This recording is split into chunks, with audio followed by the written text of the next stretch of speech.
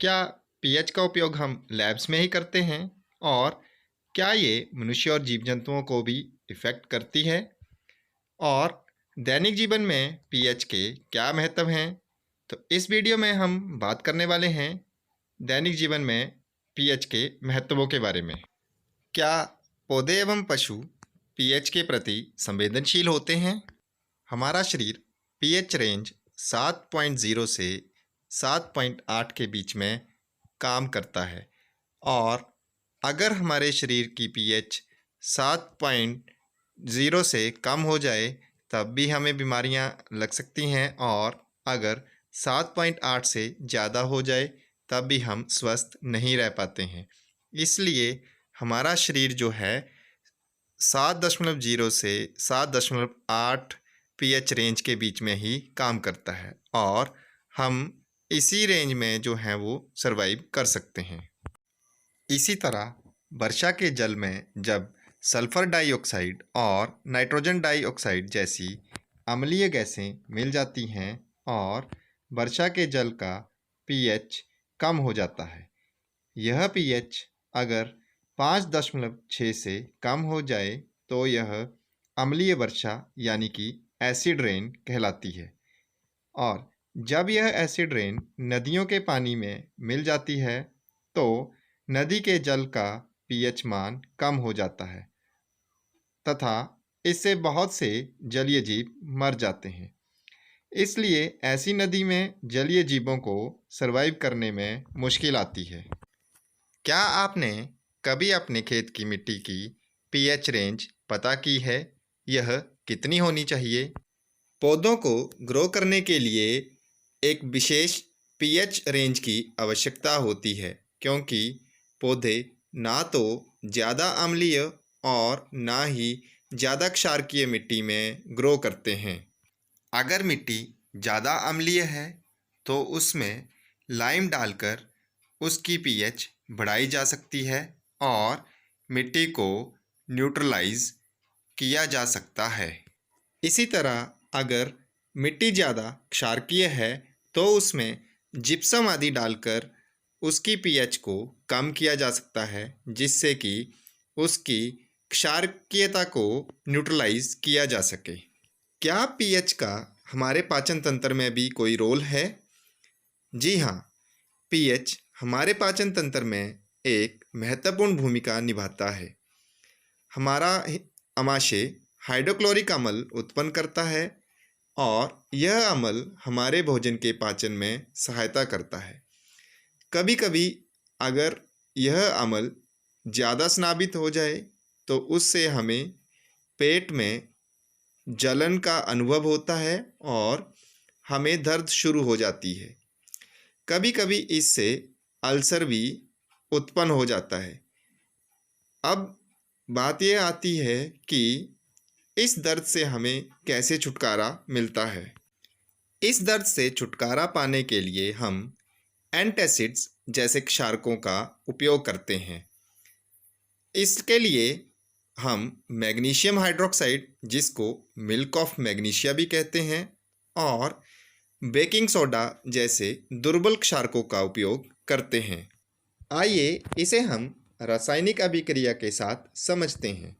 जब हम magnesium hydroxide लेते हैं तो यह हमारे आमाशय में हाइड्रोक्लोरिक अम्ल के साथ मिलकर रासायनिक अभिक्रिया शुरू कर देता है और यह मैग्नीशियम हाइड्रोक्साइड हाइड्रोक्लोरिक अम्ल की मात्रा को उदासीन कर देता है, यानी कि यहाँ पर उदासीनीकरण अभिक्रिया होती है और यह हमें जल और लवण देता है।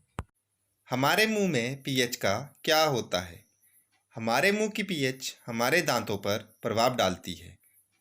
हमारे दांत का इनेमल कैल्शियम हाइड्रोक्सी एपेटाइट जो कि कैल्शियम फॉस्फेट का क्रिस्टल है, यह उससे बना होता है। इनेमल हमारे शरीर का सबसे कठोर पदार्थ है और यह ना तो जल में घुलता है और ना ही यह दुर्बल अम्लों में घुलता है।